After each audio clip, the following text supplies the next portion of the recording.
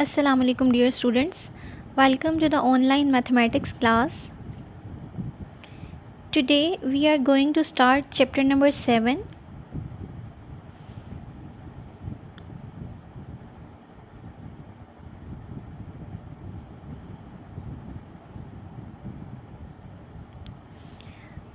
The name of our chapters is vectors. So today we will be learning about the concept of vectors, its definition, geometrical interpretation of a vector, unit vector, null vector. Next we will learn how a vector is multiplied by a scalar. Moreover, we will learn about addition and subtraction of vectors, position vector, and after gaining the knowledge of above mentioned topics, we will be able to solve question number 1 to 5 of exercise 7.1 inshallah. So let's begin. First of all, we see what are vectors and scalars. So we already know that physical quantities are of two types. Physical quantities जो हैं उनको हम दो types में divide करते हैं, scalars और vectors. ये हम नाइन्थ से ही आपको इसका थोड़ा थोड़ा नॉलेज होना शुरू हो जाता है, बल्कि अब तो नाइन्थ में आपका वेक्टर्स का स्केलर्स और वेक्टर्स का एक चैप्टर भी है. तो एक दफ़ा रिव्यू करना, ये सारी बातें आपको ऑलरेडी पता हैं, तो हम इसको एक दफ़ा रिव्यू कर लेते हैं. What are scalars and vectors? So scalars are the physical quantities which are completely described by magnitude only. Scalars आपके पास वो quantities होती हैं जिनको सिर्फ मैग्नीट्यूड से हम कम्प्लीटली डिस्क्राइब कर सकते हैं. जैसे फॉर एग्ज़ाम्पल मैं आपको कह दूं कि इस वक्त 3 बजे हैं, तो ये हमने बात की है टाइम की. सो time is a scalar quantity, क्योंकि इसको जो हमने इसका मैग्नीट्यूड बताया कि इट इज़ 3 नाउ, तो जो इसकी डिस्क्रिप्शन है वो इससे न्यूमेरिकल वैल्यू से, यानी न्यूमेरिकल वैल्यू है ना इसकी 3, इससे कंप्लीट हो गई. अब हमें यूँ बताने की ज़रूरत नहीं है कि हमारे पास जो टाइम है वो 3 बजे हैं इन एनी डायरेक्शन, यानी इसके साथ डायरेक्शन की ज़रूरत नहीं है कि मैं आपसे ये कह दूँ भी कि ये जो है it is 3 o'clock in east और it is 3 o'clock in west. ये हमारे पास वो क्वांटिटीज़ हैं जो कम्प्लीटली डिस्क्राइब हो जाती हैं with magnitude only. And vectors are the physical quantities which need magnitude as well as direction for their complete description. तो vectors जो हैं वो हमारे पास वो quantities होंगी जिनको completely describe करने के लिए सिर्फ magnitude जो है वो काफ़ी नहीं होगा, हमें magnitude के साथ direction की भी ज़रूरत होगी.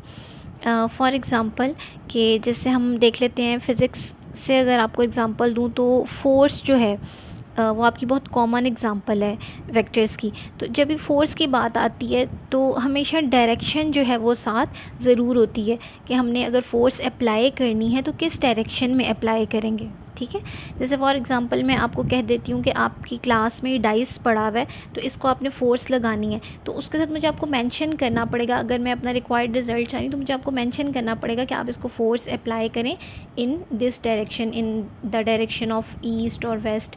या अगर हम सिंपली बात करें तो मूव इट टुवर्ड्स राइट. या अगर हम और मैथमेटिकली डिस्क्रिप्शन इसकी देखें तो फिर एंगल में बात चली जाएगी कि इसको हमने इस एंगल पे जो है वो मूव करना है. तो आपकी स्केलर्स वो क्वांटिटीज़ होंगी जो कम्प्लीटली डिस्क्राइब हो जाएंगी with magnitude only, and vectors are the quantities which need magnitude as well as direction for their complete description. या जैसे अगर हम वेट की बात करें तो मैस और वेट, जब हम स्केलर्स और वेक्टर्स के डिफरेंस की बात करते हैं तो मैस और वेट एक बड़ी कॉमन एग्जांपल है. तो उसमें वेट का फॉर्मूला क्या होता है? W is equals to mg. तो वेट इसीलिए वेक्टर क्वांटिटी है क्योंकि उसमें g शामिल हो जाता है, ग्रेविटेशनल एक्सेलरेशन, और उसकी हमें पता है कि that is always directed towards the earth. तो इस वजह से वहाँ पे डायरेक्शन आ जाती है, इसलिए हमारा वेट जो है वो वेक्टर क्वांटिटी होगा. So a scalar is a quantity that possesses magnitude only, and vector is a quantity that possesses magnitude as well as direction. और इसकी यहाँ पे हमें और examples भी उसने बताई हुई हैं.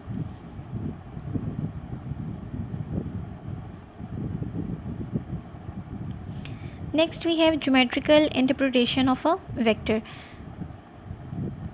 ज्योमेट्रिकली हमने देखा है कि वेक्टर को हम कैसे रिप्रेजेंट करते हैं. Geometrically a vector is represented by a directed line segment A B with A as its initial point and B as its terminal point. अमूमन हम ऐसा होता है कि वेक्टर को कैसे रिप्रेजेंट करते हैं, एक हम लाइन लगा लेते हैं. डायरेक्टेड लाइन सेगमेंट का मतलब है कि वो कहीं ना कहीं पे पॉइंट आउट कर रही होगी, यानी उसके साथ आगे एरो हेड लगा होगा. हम यूँ भी कह सकते हैं कि एक एरो हेड लगा के हम वेक्टर को रिप्रेजेंट करते हैं, और जो एरो हेड वाली साइड होती है that is called the head, और जो उसका होगा हमारे पास इनिशियल पॉइंट उसको हम टेल भी कह देते हैं. और अगर हमने अपनी नोटबुक पे वेक्टर को रिप्रेजेंट करना हो तो हम या तो वेक्टर्स जब लिखते हैं तो बोल्ड लेटर से उसको शो करते हैं, या हम उसके ऊपर एरो हेड लगा देते हैं, या फिर हम उसको अंडरलाइन भी कर देते हैं. तो पेपर में जो है वो हमारा अंडरलाइन वाला आप कर लें, या फिर आप ऊपर एरो हेड लगा दें, जो आपको ईजी लगे वो आप कर सकते हैं. तो ये है कि बोल्ड के चक्कर में अगर आप पेपर में पढ़ेंगे तो वो मुश्किल हो जाएगा. डेफिनेटली आपको इतना टाइम तो नहीं होगा कि आप जो भी वेक्टर हम यूज़ करेंगे उसको बोल्ड करें. लेकिन आपने एक चीज़ को बहुत ध्यान में रखना है कि जब पेपर में आपको वेक्टर्स में से क्वेश्चन आएगा तो आप अगर उसको अंडरलाइन नहीं करेंगे अपने वेक्टर को, या उसके ऊपर एरो हेड नहीं लगाएंगे, तो वो आपका क्वेश्चन जो है वो क्रॉस हो जाएगा, वो गलत हो जाएगा. एंड नेक्स्ट उससे हमें बताया हुआ है कि मैग्नीट्यूड को हम कैसे शो करते हैं. तो मैग्नीट्यूड और लेंथ और नॉर्म, इसके लिए आपके पास अब 3 वर्ड्स हैं, ठीक है. मैग्नीट्यूड, नॉर्म और लेंथ. तो मैग्नीट्यूड और लेंथ का तो आपको पता ही है. Norm is a new word for you, तो इसको भी आपने हाईलाइट कर लेना है. और ज़्यादा जो आपके चैप्टर में वैसे टर्म चलेगी that is magnitude. The magnitude और लेंथ और norm of a vector A B और V is its absolute value and is written as, हम इसको जो है वो मॉड लगा के लिखते हैं. ए बी के ऊपर एरो हेड होगा और साइडों पे हम इसके बार्स लगा देंगे. नेक्स्ट उससे हमें बताया हुआ यूनिट वेक्टर. यूनिट वेक्टर हमें ऑलरेडी पता है, उसको हम डिनोट करते हैं बाय कैप. उसके ऊपर आप लगाएंगे यूँ, ये सिंबल होता है कैप का, ठीक है. ये भी आपने ऑलरेडी पढ़ा हुआ है. And we know that its formula is v cap is equals to v over v magnitude, v vector over v magnitude. और हमें ये भी पता है कि जब वेक्टर्स की हम बात करेंगे तो जो आपकी इसकी होगी लेंथ, वो हमारे वेक्टर के मैग्नीट्यूड को शो करेगी. यानी ये जो आपका बना हुआ फिगर में देखें कि जो आपकी ये लाइन है डायरेक्टेड लाइन सेगमेंट, इसकी जो लेंथ है लाइन की वो आपके मैग्नीट्यूड को शो करेगी. And the arrow head will represent the direction.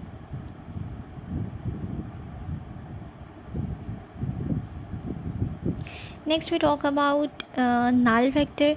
Null vector क्या होगा? If the terminal point coincides with the initial point. अगर हमारे किसी वेक्टर का टर्मिनल पॉइंट और इनिशियल पॉइंट कोइंसाइड करते हैं then it will be a null vector, और इसका मैग्नीट्यूड जो है वो आपका 0 होगा.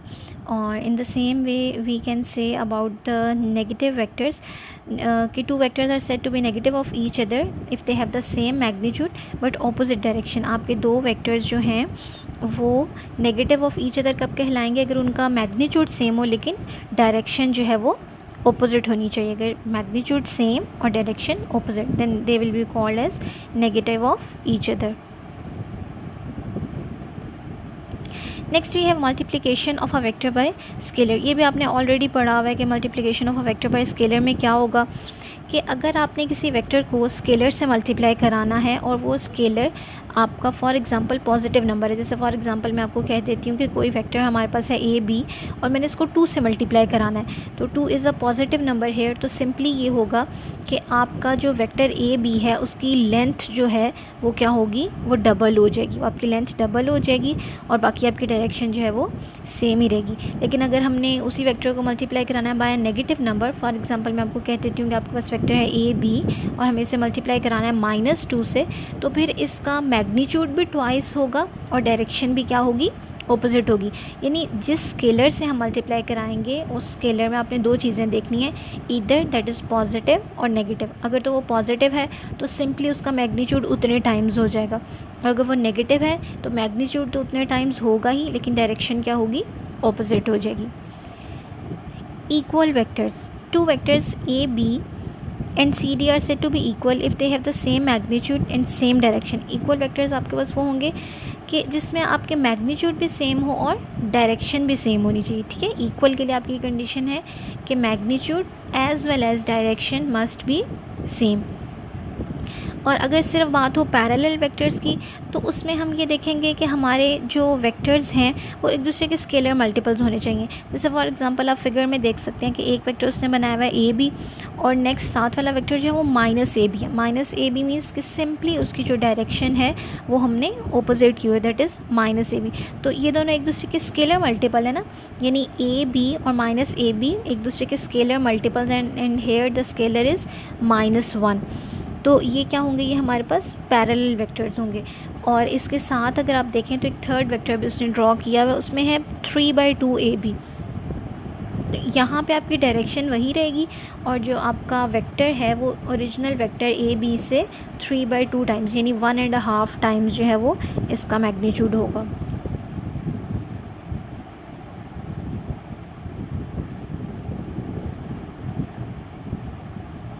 आपकी जो पैरेलल वेक्टर्स की डेफिनेशन है ना, दैट इज़ इम्पॉर्टेंट और उसको हम यूज़ करते हुए क्वेश्चंस भी करेंगे इंशाल्लाह। Next we have triangle law of addition of vectors. तो जो आपका triangle law of vector of additions है ना, it is simply head to tail rule. यानी जब हम फिज़िक्स में बात करते हैं ना तो हम इसी लॉ को कहते हैं हेड टू टेल रूल, और जब मैथ्स में हम बात करते हैं तो हम इसको नाम दे देते हैं triangle law of addition of vectors का। तो मैं आपको रीड करवाती हूँ, लेकिन उससे पहले आप देखें फिगर में we have a vector u and we have a vector v। आप ये देखें कि जो u की वेक्टर v की जो आपकी टेल है it is coinciding with the head of u।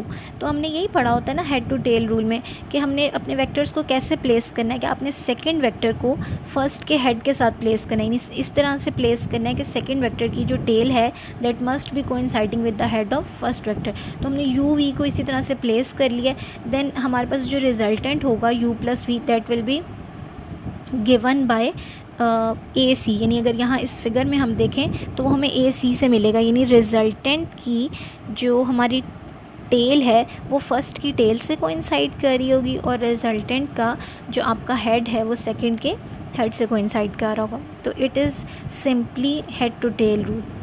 If two vectors u and v are represented by two sides AB and BC of a triangle such that a terminal point of u coincides with the initial point of v, then the third side AC of the triangle gives the vector sum, that is AB plus BC is equals to AC। और हम simply ये भी कह सकते हैं कि u plus v is equals to AC। तो ये सिंपली जो है वो हमारा हेड टू टेल रूल है।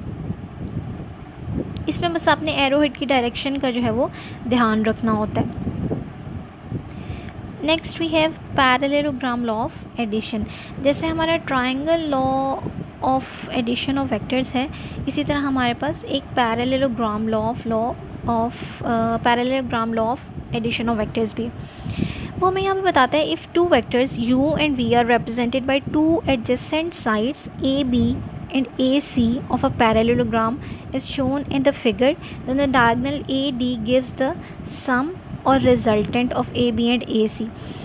देखिए एडजेसेंट क्या होती है, एडजेसेंट होती है साथ साथ वाली। ठीक है, उसने क्या कि अगर हम एक पैरेललोग्राम लें, जैसे इसने ये स्केच किया हुआ है, अगर दो वेक्टर्स हमारे पास ऐसे हों कि वो किसी पैरेललोग्राम की एडजेसेंट साइड्स बना रहे हो, यानी ये नहीं है कि एक साइड AC ले लूँ और अगली साइड में BD ले लूँ, हमने साथ साथ वाली साइड्स ली हैं AC एंड AB। तो जो उसका डायगनल है, अगर हमारे पास दो वेक्टर्स ऐसे होंगे, एक AC है और एक AB है, और इनके AC के पैरेलल आप ड्रॉ करें BD और AB के पैरेलल ड्रॉ करें CD, और इस पैरेललोग्राम को अगर आप कंप्लीट करें तो जो आपका डायगनल होगा AD that will give us the resultant.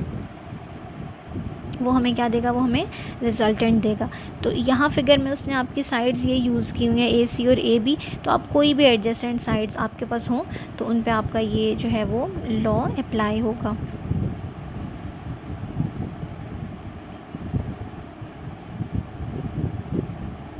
Next we have subtraction of two vectors.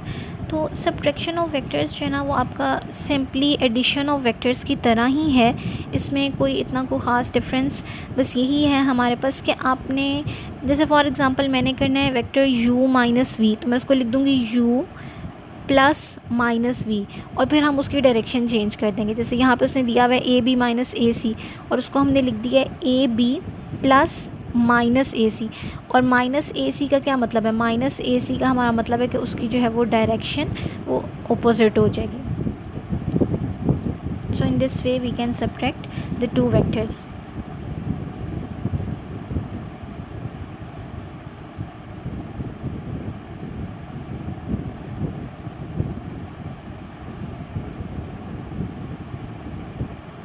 Next we have position vector. Position vector is very important. आपको इसका जो है डेफिनेशन भी आनी चाहिए, its definition is important as well as आपके questions में जो है पोजीशन वेक्टर का कंसेप्ट जो है वो बहुत ज़्यादा चलेगा, तो आपने इसको अच्छे से अंडरस्टैंड करना है। पोजीशन वेक्टर हमारे पास है क्या? The vector whose initial point is the origin O and whose terminal point is P is called the position vector of the point P and is written as OP। यानी position vector हमारे पास ऐसा vector होगा जिसका जो initial point है ना, that must be origin. Position vector वो होगा जिसका इनिशियल पॉइंट है वो हमारे पास हमेशा ओरिजिन होगा, और टर्मिनल पॉइंट P होगा। P can be any point, P हमारे पास जो है वो कोई भी पॉइंट हो सकता है। तो उसने हमें यहाँ पे ये बताया हुआ है कि उसका इनिशियल पॉइंट जो है दैट मस्ट बी ओरिजिन। जब भी पोजीशन वेक्टर का लफ्ज़ आएगा आपके ज़हन में फ़ौरन आ जाना चाहिए कि ये जो भी वेक्टर है ये ओरिजिन से ओरिजिनेट हो रहा है, यानी इसका जो इनिशियल पॉइंट है वो हमारे पास ओरिजिन है। The position vector of the points A and B relative to the origin O are defined by OA is equals to A and OB is equals to small b respectively. उसने कहा कि अगर हमारे पास position vector हो point A और B का relative to the origin, तो हम उसको A स्मॉल a और स्मॉल b से शो करेंगे और अंडरलाइन कर दिया करेंगे। अब देखिए उसने हमें फिगर में क्या कहा है। उसने कहा in the figure by the triangle law of addition, कि मैंने दो वेक्टर्स लिए हैं। आप अपनी नोटबुक पे ना इसको साथ साथ बनाएं। जैसे फॉर एग्जांपल O मैंने एक पॉइंट ले लिया, उससे मैंने दो वेक्टर्स ओरिजिनेट कराए हैं। एक है मेरे पास vector OA that is the position vector A, और नेक्स्ट मेरे पास है OB that is the position vector B, small b लिख दिया। अब AB जो है वो हमारे पास इसको अगर हम इस ट्राइंगल को कंप्लीट करें तो by triangle law of addition of vectors हम कह सकते हैं कि OA plus AB is equals to OB। और अगर हम इसको OA और OB को रिप्लेस कर दें स्मॉल a और स्मॉल b से, then we can write A plus AB is equals to B and AB is equals to B minus A, यानी vector B minus vector A। तो हमने किया क्या? हमने ये किया कि ट्रायंगल लॉ ऑफ एडिशन से यहाँ पे हमारे पास एक फॉर्मूला आ गया। Here we have got the formula vector AB is equals to B minus A, और B एक्चुअली में क्या था? B was actually the position vector of point B and A was actually the position vector of point A। So we can say that AB is equals to OB minus OA, position vector of B minus position vector of A। और ये जो आपका golden में formula लिखा हुआ है, it is very important, इसको आप अच्छे से हाईलाइट कर लें। यही हमारा सब क्वेश्चंस में यूज़ होगा कि अगर हमें AB फाइंड आउट करना है तो हम करेंगे OB minus OA and OB is position vector of B, OA is position vector of A। इसी तरह अगर मुझे PQ चाहिए होगा वेक्टर तो मैं करूँगी OQ माइनस OP। अगर आपके पास AB है तो आप करेंगे OB minus OA। So this is your basic formula to be used in exercise 7.1.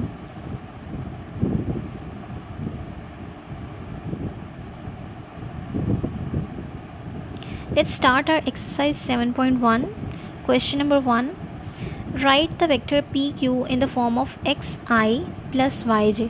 उसने हमें कहा कि आपने वेक्टर PQ को लिखना है in the form of xi plus yj where the point P is 2, 3 and Q is 6, -2।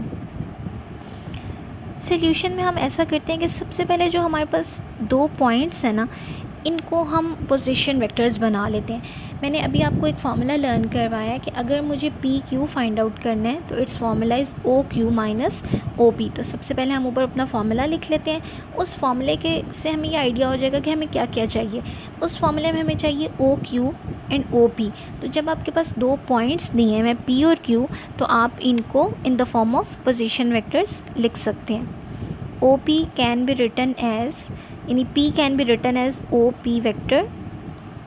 तो जब आप इसको in the form of vector लिखेंगे तो ये जो हमारा पॉइंट है 2, 3, ये कैसे बन जाएगा 2i cap plus 3j cap, यानी इसको हमने यूँ लिख लिया कि 2i प्लस 3j। अगर हम ये देखेंगे फर्स्ट वाला कोऑर्डिनेट x है तो उसके साथ हमारा यूनिट वेक्टर i आएगा, और अगर सेकेंड वाला कोऑर्डिनेट y है तो उसके साथ हमारा यूनिट वेक्टर j आएगा। OP is equals to 2i plus 3j and q can be written as OQ is equals to 6i minus 2j. Putting the above values in the formula, PQ is equals to 6i minus 2j minus 2i plus 3j. इसको आप simply plus minus कर लेंगे तो आपके पास answer आ जाएगा 4i minus 5j। That is your answer. वैसे तो ज़्यादा आसान तरीका यही है, लेकिन इसका एक और भी आसान तरीका होता है, मतलब बाज़ बच्चों को वो आसान लगता है, मुझे तो यही वाला कन्वीनियंट लगता है OP एंड OQ करके, लेकिन बाज़ बच्चों को दूसरा मेथड भी आसान लगता है, तो मैं आपको वो भी करवा देती हूँ। फिर आपको जिस मेथड से ईजी लगे आप वो मेथड फिर अपने बाकी क्वेश्चन में भी अप्लाई कर सकते हैं। सेकेंड मेथड में हम ये देखेंगे कि जैसे अगर मुझे PQ फाइंड आउट करना है तो मैं सिंपली ये करूँगी कि Q के x वाले कोऑर्डिनेट में से p का x वाला कोऑर्डिनेट माइनस कर दूंगी, यानी 6 माइनस 2, साथ हम लिख देंगे i कैप, और इसी तरह से हम दरम्यान में प्लस का साइन लगा के अपने q के y कोऑर्डिनेट में से p का y कोऑर्डिनेट जो है माइनस कर देंगे और साथ लिख देंगे हम j कैप, और आगे जो है आपने इसको सिंपली प्लस माइनस जो भी हो रहा है उसको करेंगे तो हमारे पास आंसर जो है वो सेम ही आएगा। ये ज़रा एक स्टेप में हो जाता है, जो हमने ऊपर मेथड किया उसमें 2-3 स्टेप्स होते हैं, लेकिन मुझे लगता है कि उसमें मिस्टेक का चांस कम होता है। तो आपको जो ईजी लगे आप वो अपनी मर्ज़ी से अप्लाई कर सकते हैं।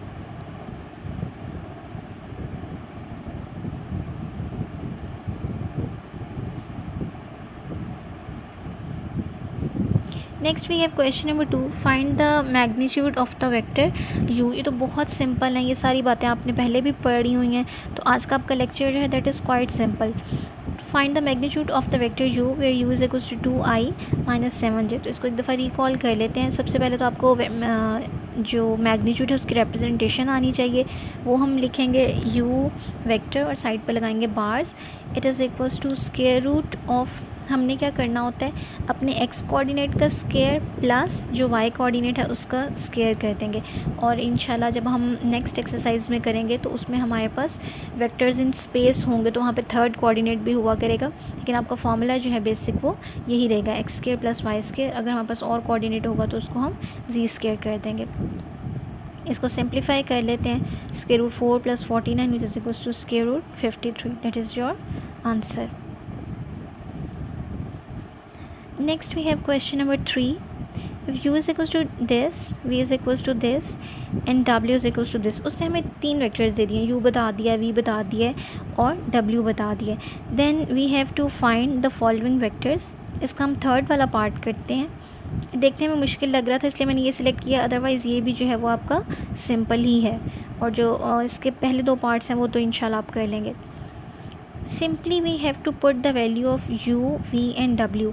लेकिन हम ये देख रहे हैं कि यहाँ पे 1/2 जो है वो तीनों में आ रहा है, 1/2 u के साथ भी है, v के साथ भी और w के साथ भी है, तो मुझे ये आसान लगा कि मैं 1/2 को स्टार्ट में कॉमन ले लूँ, और उसके बाद हम ये करेंगे कि u, v और w को वैल्यूज़ पुट कर देंगे।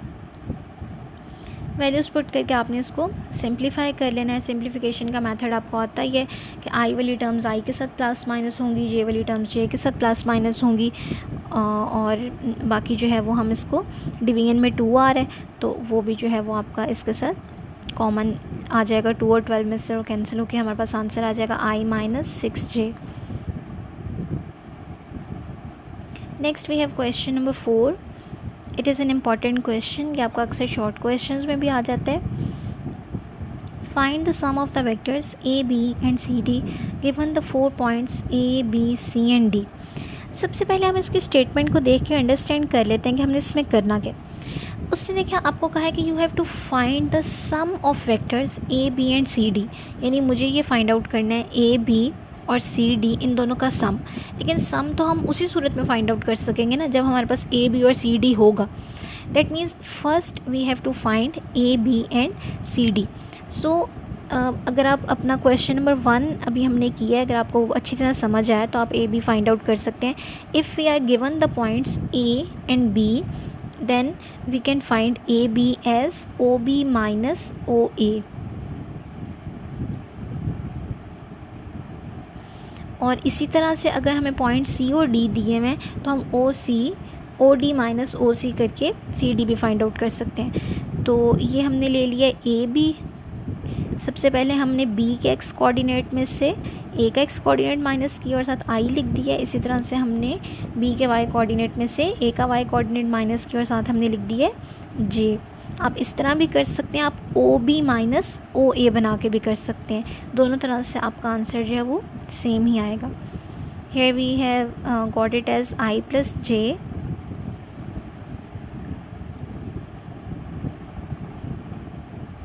Next we have C D.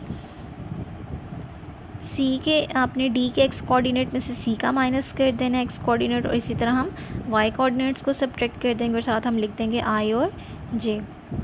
In the next step we have to add both these vectors, A B और सी डी, इन दोनों को हमें ऐड करना है। इन दोनों को हम जब ऐड करेंगे तो हम ये देखेंगे कि हमारे पास जो चारों आ रही हैं terms i j minus i and minus j, they all are being cancelled, वो सब हमारे पास कैंसिल हो जाएंगे and we will get 0i plus 0j। तो 0i प्लस 0j का क्या मतलब है? इसका मतलब है कि ज़ीरो वेक्टर, ठीक है। यहाँ पे बच्चे ये मिस्टेक करते हैं कि वो इस ज़ीरो के साथ वेक्टर का साइन नहीं लगाएंगे तो आपका गलत हो जाएगा। जब हम दो वेक्टर्स को ऐड करेंगे तो हमें आंसर जो है वो कभी भी स्केलर नहीं मिलेगा। When we are adding the two vectors we will always get the answer as vector ही, हमें आंसर जो है वो भी वेक्टर ही मिलेगा, बेशक वो नल वेक्टर ही क्यों ना हो। तो इसलिए मैंने आपको नल वेक्टर की डेफिनेशन भी स्टार्ट में लर्न करवा दी थी। जब हम वेक्टर्स ए बी और सी डी को ऐड करेंगे तो हमें बेशक ज़ीरो मिल रहा है but it is a vector, it is a null vector here. तो आपने यहाँ पे ज़ीरो के साथ वेक्टर का साइन लगाना नहीं भूलना। Next we have question number 5। Find the vector from the point A to the origin. अच्छा, यहाँ पे सबसे पहले आप स्टेटमेंट देखें, उसने कहा ऐसा वेक्टर हमने फाइंड आउट करना है from the point A to the origin, यानी ये ए से ओरिजिन की तरफ है। It is not from origin to A, यानी ये ओ ए नहीं है, it is from point A to origin, A से ओरिजिन की तरफ, यानी we have to find A O where A B दिया हुआ है और बी इज़ द पॉइंट हमें दिया हुआ है। तो सबसे पहले जो जो चीज़ें हमें गिवन है वो लिख लेते हैं। Given that A B is equals to 4i minus 2j, B is the point, तो इसका पोजीशन वेक्टर बना लेते हैं। O B is equals to minus 2i plus 5j and we have to find here A O. हमें जो चीज़ यहाँ find out करनी है वो है हमारे पास ए ओ। अब हम अपना वही फॉर्मूला रिकॉल करते हैं। As we know that A B is equals to O B minus O A. यहाँ पे हमें किस किस की वैल्यू पता है वो भी अभी हम पुट कर लेते हैं, लेकिन पहले अपने फॉर्मूले को हम थोड़ा सा अरेंज कर लेते हैं। क्योंकि मुझे ए ओ चाहिए इसलिए मैंने ये किया है कि जो ओ ए था उसकी डायरेक्शन हमने ऑपोजिट कर दी है नेगेटिव ऑफ अ वेक्टर वाली डेफिनेशन के अकॉर्डिंग। तो जब उसकी डायरेक्शन चेंज होगी तो नेगेटिव साइन आएगा और वो वाला नेगेटिव साइन और ये वाला नेगेटिव साइन दोनों मिलके पॉजिटिव हो जाएंगे। A B is equals to O B plus A O. बस यही एक स्टेप है जो आपने ध्यान से करना है। उसके बाद हम ए ओ को साइड पे कर लेंगे क्योंकि वो हमें चाहिए, वो हमें फाइंड आउट करना है। बाकी दो टर्म्स को इकट्ठा कर लेंगे। Then it is very simple, you will simply have to put the values and simplify. इसके बाद आपने सिर्फ वैल्यूज़ पुट करनी है और उसको सिंप्लीफाई कर देना है। 4i minus 2j minus 2i plus 5j, इसको आगे हम सिंप्लीफाई करेंगे तो हमें मिलेगा 6i minus 7j। This is your answer. इसके साथ हम एक और क्वेश्चन कर लेते हैं, वो भी बहुत आसान है। तो फिर इंशाल्लाह अपने नेक्स्ट लेक्चर में हम अपनी एक्सरसाइज को कंप्लीट भी करेंगे। Question number 6, find a unit vector in the direction of the vector given below. उससे हमें क्या, हमें यूनिट वेक्टर फाइंड आउट करना है in the direction of the vector given. तो हम अपना गिवन वेक्टर लिख लेंगे और इसके साथ हमें यूनिट वेक्टर का फार्मूला पता है। Unit vector is equals to vector over its magnitude. तो उसी फार्मूला को हम यूज़ करेंगे।